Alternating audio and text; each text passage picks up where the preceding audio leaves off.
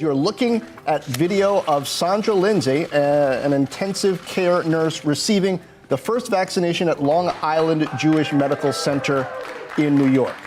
The U.S. began vaccinating the population against the coronavirus in December of 2020. The goal is to get the COVID vaccine to every person in the U.S. who wants one, but survey data shows that nearly 40% of the U.S. population doesn't want it. Widespread mistrust might have something to do with the fact that if anything goes wrong with the vaccine, the drug makers that produce them aren't responsible. This is a remarkable circumstance. It's certainly not like anything anybody's ever seen before. That means that companies like Pfizer and Moderna have total immunity against lawsuits related to injuries resulting from taking the COVID vaccines. Meanwhile, employers are legally allowed to require employees to get immunized against the virus. Requiring a vaccine is a health and safety work rule, and employers can do that.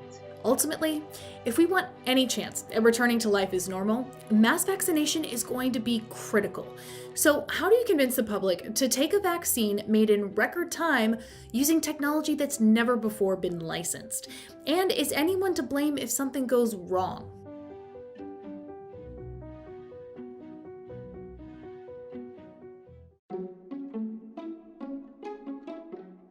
Frontrunners Pfizer and Moderna built their COVID vaccines with a new kind of technology that's never before been licensed in the US. Typically, a vaccine puts a weakened or inactivated virus into our bodies to trigger an immune response. But the coronavirus vaccine relies on messenger RNA, which contains a piece of genetic code with instructions for our body. The mRNA tells our cells to make a protein, the same protein that's a spike on top of the actual coronavirus. This is what triggers the immune response to COVID-19, which then produces antibodies. Those antibodies are what ultimately protect us from getting infected if we ever encounter the real thing. Both companies have said that taking their vaccines could result in side effects similar to mild COVID symptoms like muscle pain, chills, and a headache. Even though side effects of the vaccine resemble COVID-19 symptoms, it's impossible to contract the coronavirus from the vaccine because the mRNA vaccines that Pfizer and Moderna are making don't use the live virus. I experienced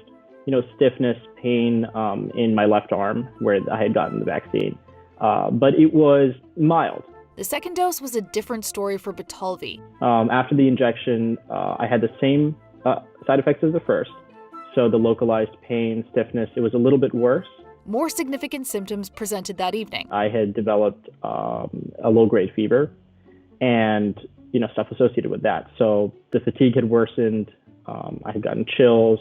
Other trial participants from both the Pfizer and Moderna studies have reported similar issues after the second shot. One Pfizer trial participant told CNBC that after the booster shot, he woke up with chills, shaking so hard he cracked a tooth. For him, it hurt to even just lay in his bedsheet. But this kind of reaction isn't the norm. Both of these vaccines are about 95% effective, but it's still unclear how long this protection lasts, which is what worries some doctors more than the potential for any sort of long-term side effects.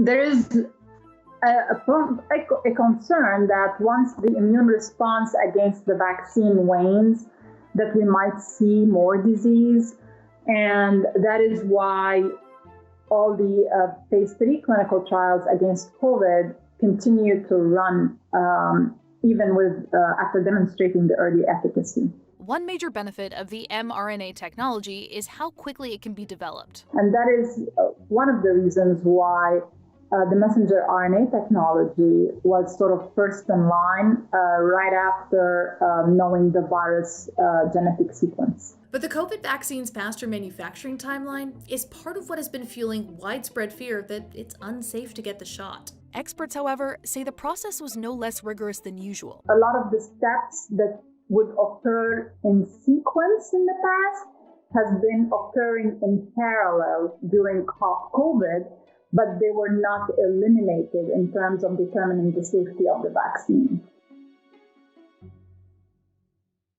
The FDA may have cleared the Pfizer-BioNTech vaccine for emergency use, but mass adoption, it's not guaranteed. Roughly 4 in 10 Americans say they would definitely or probably not get a vaccine. While this is lower than it was 2 months ago, to achieve herd immunity, experts say that about 70% of the population needs to be vaccinated or have natural antibodies. Central to closing this trust gap is a robust and reliable national education campaign. The Department of Health and Human Services is slated to spend $250 million and taxpayer money on this effort. But this push by the federal government to educate the public has been plagued by controversy, for everything from allegedly trying to politicize the message to concern over the lengthy delay in rolling out the targeted messaging that was promised. At least 15 states told NBC News in early December they weren't waiting for the HHS campaign. Instead, they launched their own communication campaigns to expedite the message. The private sector is also playing a big role. It's everyone's responsibility. And what we do know is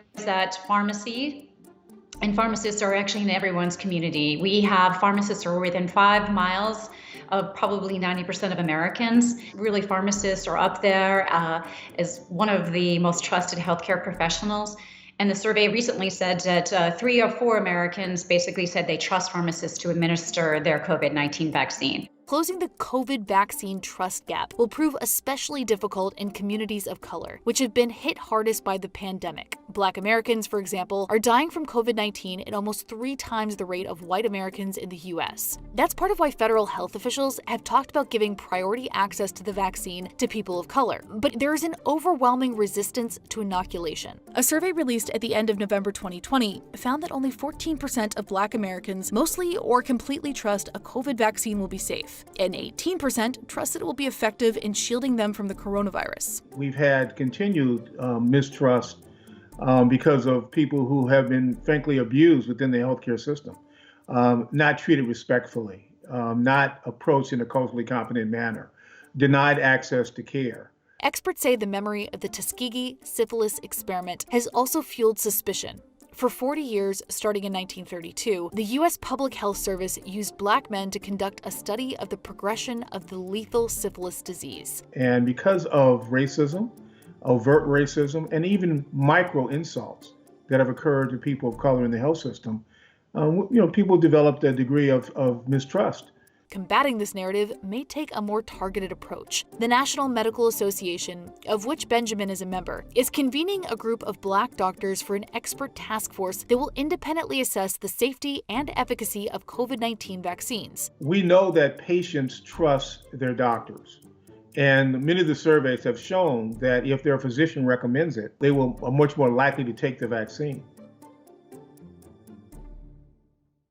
If you suffer severe side effects after getting the COVID vaccine, there's basically no one to blame in a U.S. court of law. Take the vaccine makers. Health and Human Services Secretary Alex Azar invoked the Public Readiness and Emergency Preparedness Act in February of 2020, which protects the makers of COVID products such as vaccines and treatments from legal action. This protection lasts until 2024. Essentially, in order to encourage companies to get into the space, to develop vaccines for the good of the public, for the public health, the government comes up with a program which immunizes those companies from liability for any injuries or damages caused by taking the vaccine. That means for the next 4 years, companies like Pfizer and Moderna can't be sued for money damages in court over injuries related to the administration or use of products to treat or protect against COVID-19. But drug makers, like Pfizer, continue to reassure the public no shortcuts were taken. This is a vaccine that is getting approved by all authorities in the world, so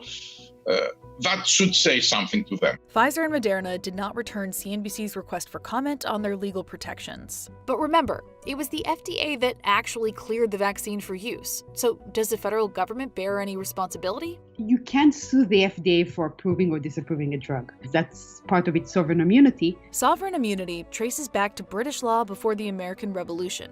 You couldn't sue the king. The U.S. adopted that same principle. There are limited exceptions, but legal experts say they don't provide a viable legal path to hold the government responsible for a COVID vaccine injury. And the workplace now introduces a unique set of legal challenges related to the vaccine.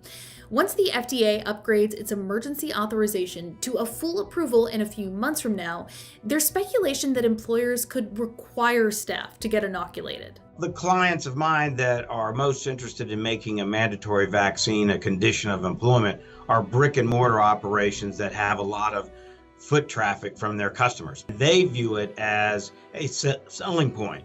Look, you can come into our business location and it's safe because all employees have been vaccinated. That's particularly important for restaurants, bars, gyms, and salons. While this is in part a PR tactic, it is also legally within an employer's rights to roll out this kind of requirement. Requiring a vaccine is a health and safety work rule, and employers can do that. Now, some employees could apply to be exempt from a blanket requirement. If a workforce is unionized, the collective bargaining agreement may require negotiating with the union before mandating a vaccine. Anti-discrimination laws also provide some protections. But legal experts say that if an employee is forced to get a vaccine and suffers a debilitating injury from it, claims would be routed through workers' compensation programs and treated as an on-the-job injury. So if you're looking for accountability, you're probably going to have to use other accountability tools beside the court. If you're looking for compensation, you should use a government compensation program. The National Vaccine Injury Compensation Program, better known by the name Vaccine Court, is relatively easy to use and generous in terms of what it's willing to pay out to those who are eligible. But because the COVID vaccine has not yet been recommended for routine administration to pregnant women or children, it doesn't qualify. Another program, and the only real pool of cash available to those harmed by the COVID vaccine, is a fund attached to the PrEP Act. The so-called Countermeasures Injury Compensation Program has been around for a decade, but experts specializing in vaccine law say it's a lot more difficult to navigate. The problem with the PrEP Act is that it's attached to a government compensation program that's very hard to use, where the bar for compensation is very high. Since the program began 10 years ago, the CICP has only compensated 29 claims, totaling more than $6 million. If a case for compensation through the CICP is successful, however, the program provides up to $50,000 per year for unreimbursed lost wages and any out-of-pocket medical expenses.